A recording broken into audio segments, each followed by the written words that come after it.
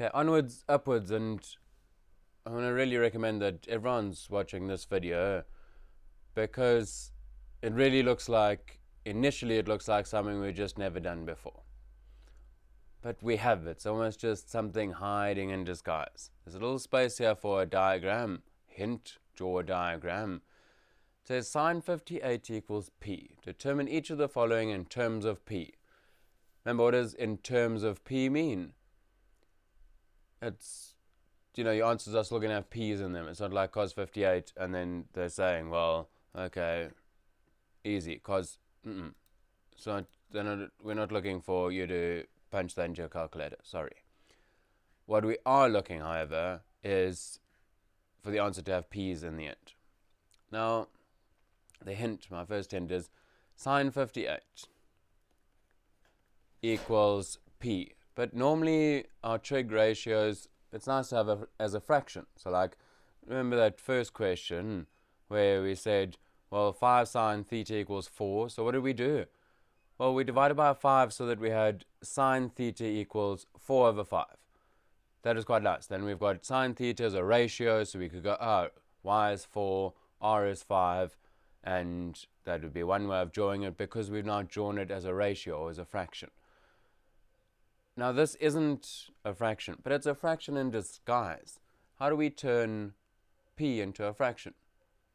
I'm sure some of you got that already, and maybe in another way of asking, imagine I said 3, and we're adding two fractions, 3 plus a half. How would you change this to a fraction? Would you change it to 3 over 1? That would be terrible, because 3 plus a half, you just say 3.5, right? But yes, the point is, put it over 1. So let's put it over 1, and then pause and see if maybe that helps you.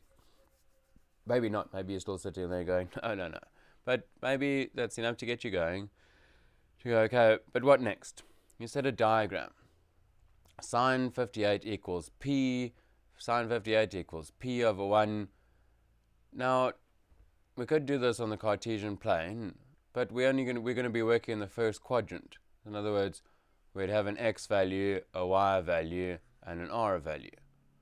So if you did this on the Cartesian plane, great stuff, but I'm going to draw it as a freestanding triangle. So, well, if that's 58 degrees, there's what we know so far. Can you put the other bits of information into the triangle? So pause and then just check. Okay, so I'm going to put them in the diagram. Now sine is, what was it again? So sine is opposite over hypotenuse. Cool. So opposite over hypotenuse. Opposite over hypotenuse. Now it wants cos. So cos of 58. But wait a second. What's cos again? Adjacent over hypotenuse. Adjacent, but I don't know what the side is. So here's our dear old friend that helps us with right angle triangles, as wonky as they are, if we've got two sides and we're trying to find a third one. Pythagoras indeed. So we can work out what this side is. Now to start with, let me just call it A, so like it's the adjacent side to 58, and say, in fact, I'm not going to call it A, I'm going to call it x, because it almost looks like x. So I know that x squared plus p squared equals 1 squared. That side squared plus that side squared equals that side squared. And let's give our Pythagoras with his full name recognition. So x squared plus, so we're trying to find x squared. So x squared equals 1 squared, which is just 1, minus p squared. So x is the square root of 1 minus p squared. And will be the positive square root. So there's what x is. So now cos 58, adjacent over hypotenuse, adjacent over hypotenuse. Well, let's just put the over 1. But so basically just 1 minus p squared, because it's over 1. Okay, so a bit of thinking. We've worked through where we got to, and I'm going to work through the others as well, just based on our diagram, because I think it's worth it. So tan 32. There's no 32 in the diagram. Is there? I see a 32. Where do I see that 32? Oh, okay. Over here, because angles in a triangle. 58 plus 90 plus 32. Let's just check that.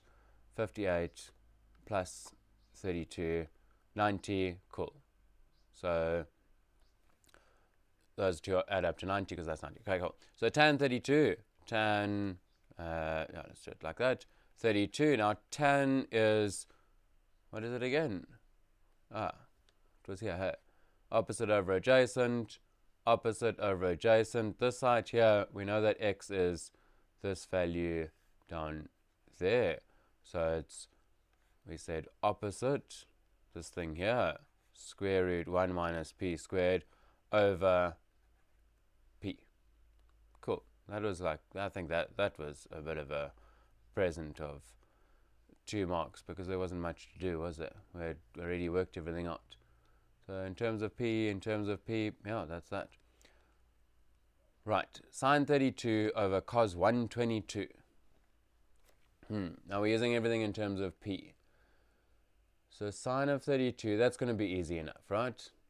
Because sine of 32, well, sine of 32 is, we've got it here, sine of 32 opposite over hypotenuse, so this thing over 1.